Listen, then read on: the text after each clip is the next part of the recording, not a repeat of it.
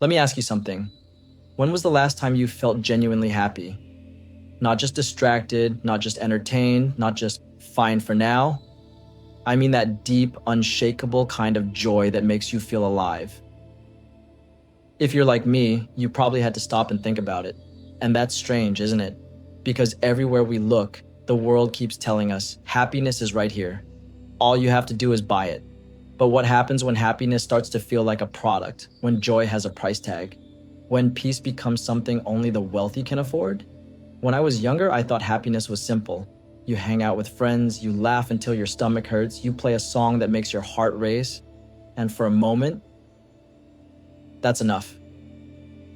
But somewhere along the way, things changed. Growing up, I realized happiness started to cost money. Want freedom? That's rent. Want security? That's bills. Want peace?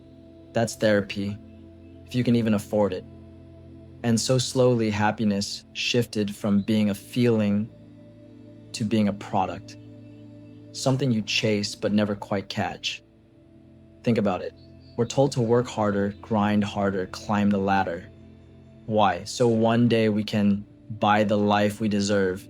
The big house, the nice car, the holidays, the perfect lifestyle. But here's the problem, the math doesn't add up. Wages haven't kept up with living costs. Rent alone eats half our paycheck. The dream of owning a home? That feels like a joke. And so instead of happiness, what most of us buy is survival. We pay the bills, we cover the groceries, we scrape together enough to just make it through the month. And the cruel part? We're told if we're still unhappy after all that, then maybe we're just ungrateful. But let's be honest, how can happiness bloom when survival takes everything you have? And then there's the internet. Every scroll feels like a reminder of what we don't have. That friend on holiday, that influencer with the perfect body, that couple in their dream home. It's like happiness is everywhere, but somehow always out of reach. And I'll admit it, I fall into the trap. I compare. I think, why not me? Why can't I just have what they have? But here's the secret no one talks about. Most of them aren't happy either. The smiles we see online are edited, the trips are sponsored, the perfect lives are carefully curated illusions. And yet, even knowing that, it still gets inside your head. So here's the question I've been asking myself. If happiness isn't something we can buy, then what is it? I don't have all the answers. But I've started noticing the little things. Like when I go for a walk and the sun hits my face. When I laugh at something stupid with a friend. When I listen to a song that makes my chest ache in the best way.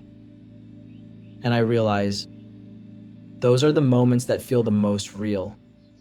Not the things I bought. Not the things I showed off. Just the small human moments that can't be priced, packaged, or sold. So maybe happiness was never meant to be a product. Maybe it was never meant to be locked behind a paywall or tied to how much money we make. Maybe happiness is something far quieter, far simpler, something the world can't sell us no matter how hard it tries. And if that's true, then maybe we're not as far from happiness as we think. Maybe it's already here, waiting in the small moments, in connection, in laughter, in those fleeting seconds of peace we allow ourselves to notice. So if you've been feeling like happiness is always just out of reach, take a breath. Happiness doesn't have a price tag. It's not something you're failing to afford. It's a reminder that you're alive, and that's something no one can sell you. So the next time you find yourself scrolling, comparing, wishing your life looked different, ask yourself this: what if happiness isn't something to buy, but something to feel? Right here, right now? Because no matter what the world says, happiness isn't a product. It's proof that you're human. And if no one's told you this today, I hope you find even the smallest reason to smile. Because you deserve that. And more.